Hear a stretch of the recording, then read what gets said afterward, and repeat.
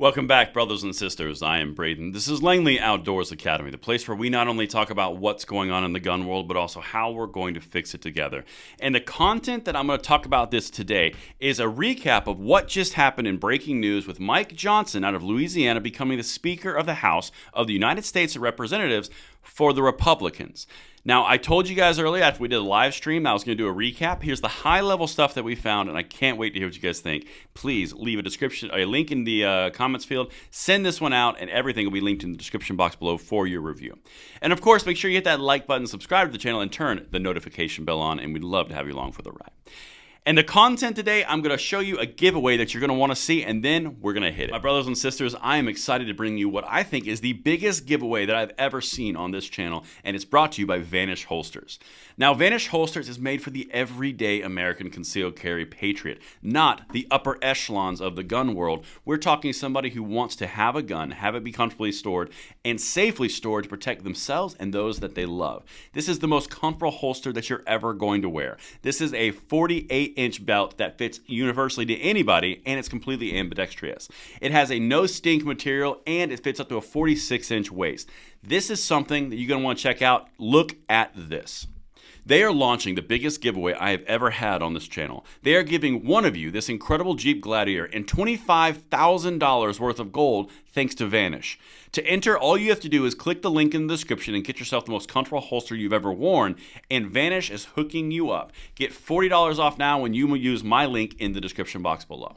All right, my brothers and sisters, as I mentioned in the introduction, we did a live stream of this actual vote, and we got 4 speaker votes to get the Republican Speaker of the House, and it turned out to be a Louisiana representative, Mike Johnson.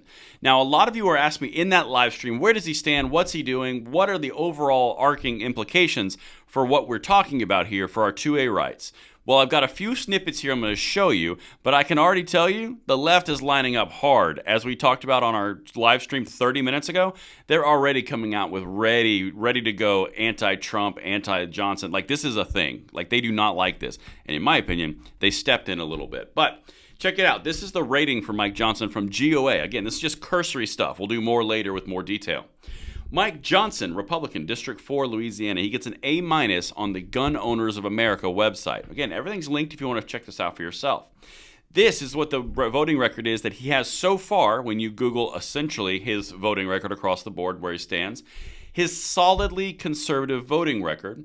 In Biden's first 2 years, Johnson voted against a slew of bipartisan bills, including to establish a January 6th independent commission, the infrastructure law, reauthorization of the Violence Against Women Act, that's a big thing for gun control, a modest new gun law, and the CHIPS and Science Act. So right there, you've got some very conservative things, but that VAWA, the Violence Against Women Act, which has the boyfriend loophole stuff and the gun control wrapped in it, he voted against it before he even knew he was going to be up for Speaker. That's something. Now, so let me show you what he has done in a proactive manner, not just vote across. Johnson and Fenestra introduced legislation to protect Second Amendment rights. Washington, on Tuesday, U.S. Representative Mike Johnson, Louisiana District 4, joined Representative Randy Fenestra and 34 of their colleagues in introducing the Preserving Rights of Tenants by Ensuring Compliance to Protect the Second Amendment Act. This legislation would secure the Second Amendment rights of Americans who live in rental properties whose landlords receive financial assistance from the federal government. More specifically, this proposal ensures the landlords and rental property managers cannot unlawfully restrict firearm ownership of tenants. This is a big one. Tenants' Second Amendment rights should not be subject to the whims of a landlord or property manager, especially those receiving federal assistance, said Representative Johnson. I will always fight back against any effort to unlawfully restrict our constitutional rights. Keep in mind, this guy is a lawyer who focuses on constitutional rights. I'm not telling you what he's going to do or what he can do. I'm just telling you where he's been and what he's done.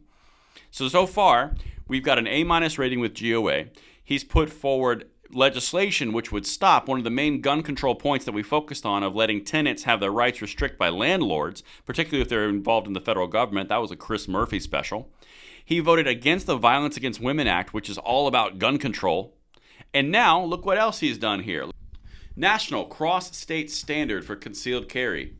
He put across a national reciprocity bill. Establishes a national standard for the carrying of concealed firearms other than machine gun or destructive devices by non-residents.